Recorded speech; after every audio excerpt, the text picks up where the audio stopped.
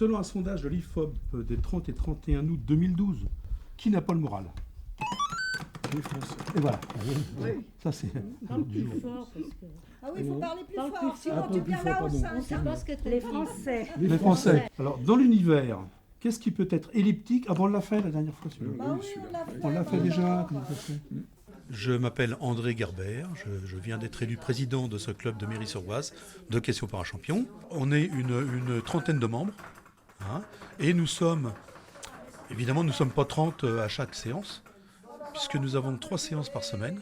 Allez, je sais le mystère. Le mystère, les grands séducteurs.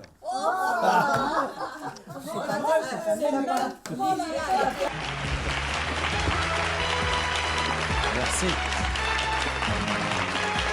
Merci beaucoup, ça fait plaisir. Madame, mademoiselle, monsieur, bonsoir. Et comment vous dire le bonheur que j'ai de vous retrouver pour cette nouvelle émission, ce nouveau jeu sur FR3 tous les soirs. Depuis au moins 20 ans, hein, enfin je sais pas, presque depuis le début. Depuis pratiquement sa création. Donc, depuis la création en novembre 88 et j'ai même participé à une émission en janvier 89. J'étais assez triste quand même pour lui, parce que je pense qu'il donnait tout ce qu'il avait pour cette émission-là. J'étais fort étonnée quand j'ai appris qu'on l'évinçait de la présentation du jeu. Ah, je suis un peu triste. Julien Lepers, c'est un monument. On ne lui a même pas laissé à ce pauvre Julien faire un adieu à ses spectateurs. On l'a mis devant le fait accompli. Il n'a jamais pu dire que c'était sa dernière émission. Ça, je pense que c'est un peu fort.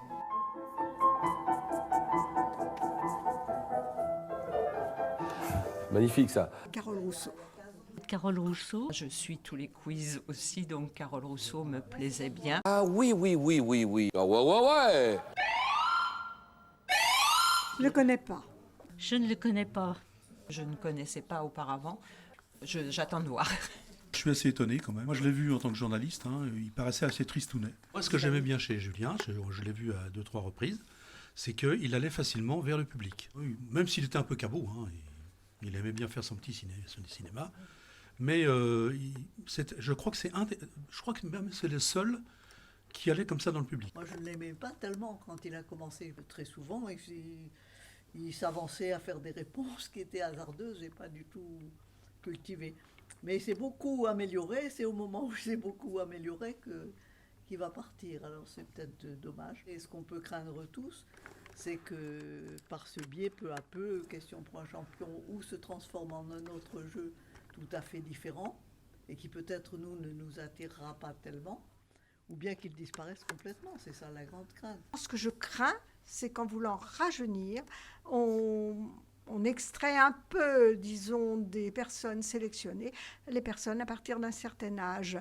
Il ne faut peut-être pas que Fremantle oublie, que Fremantle Média oublie, que les clubs sont quand même peut-être 90% de leur audimat. Je dis, si ça ne nous va pas, on fait le blackout et on ne regarde plus du tout l'émission. Mais est-ce que ce serait dommage pour Samuel Etienne, qui n'est qu'un dommage collatéral dans ce cas-là? Alors, n'abattons pas la bête avant qu'elle le demande, disons, voilà.